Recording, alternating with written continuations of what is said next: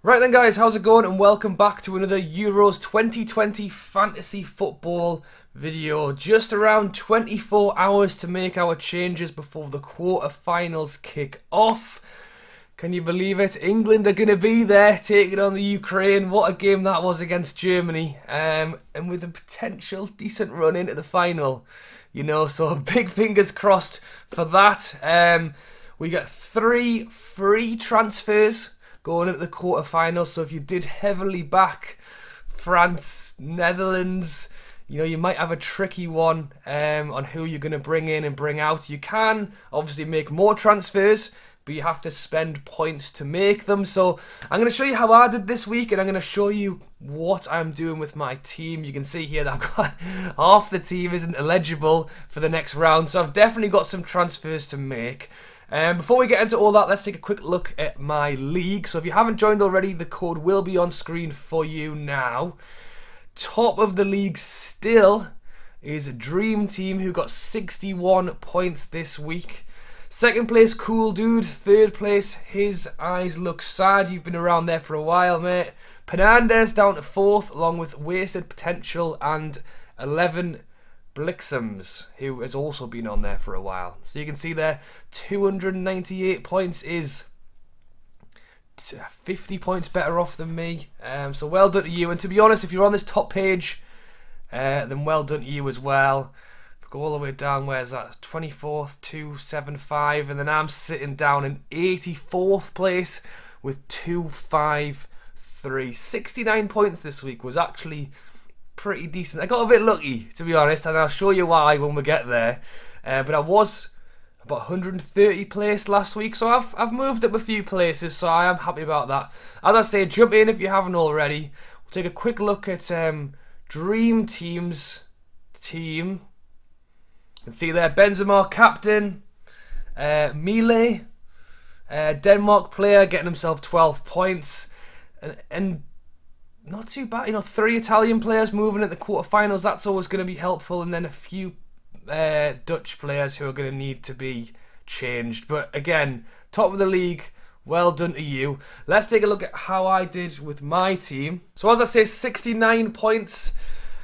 As I say, I did get a bit lucky. I had Mile in, 4.5 million Denmark defender, ends up coming out with a goal and a clean sheet. See, at this point I'm thinking that's not too bad.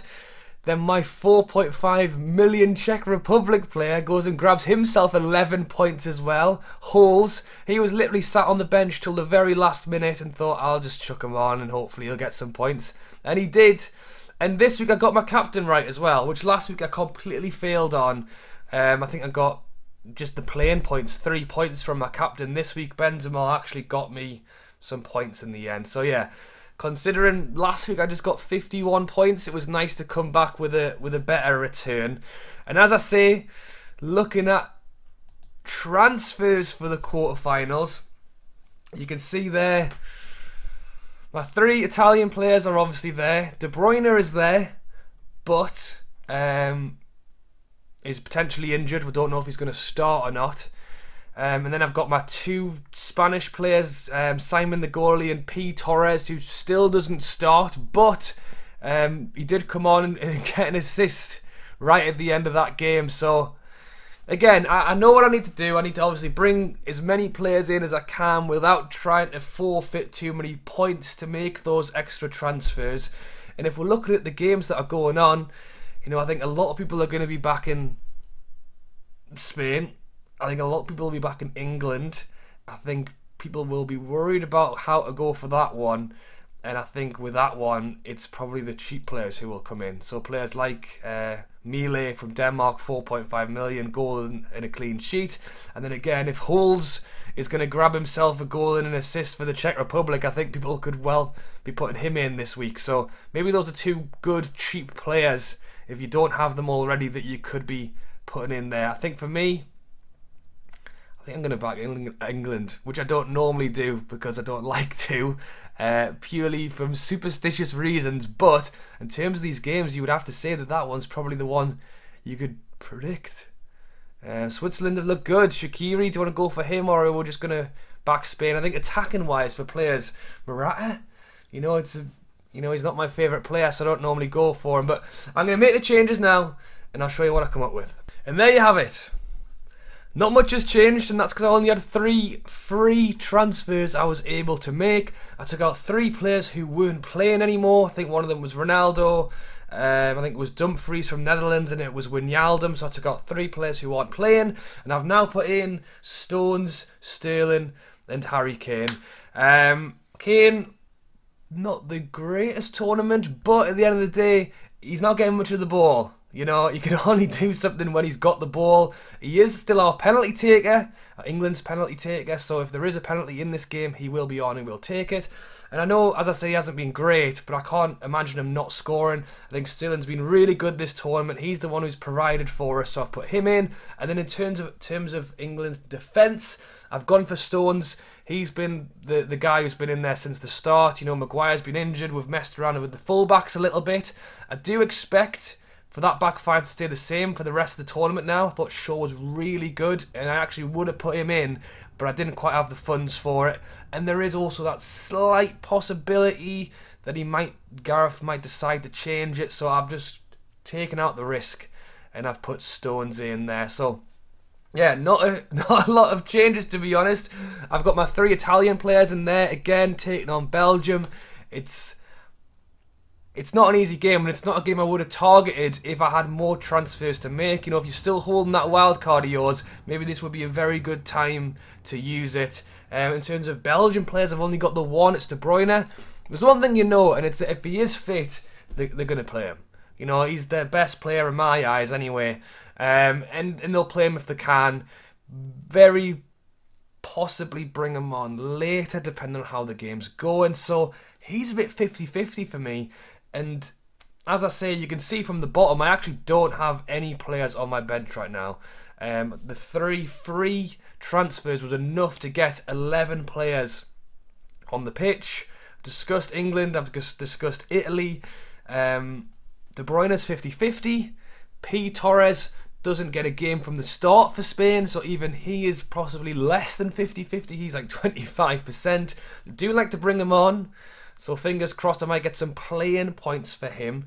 So as I say, De Bruyne, P. Torres, bit 50-50.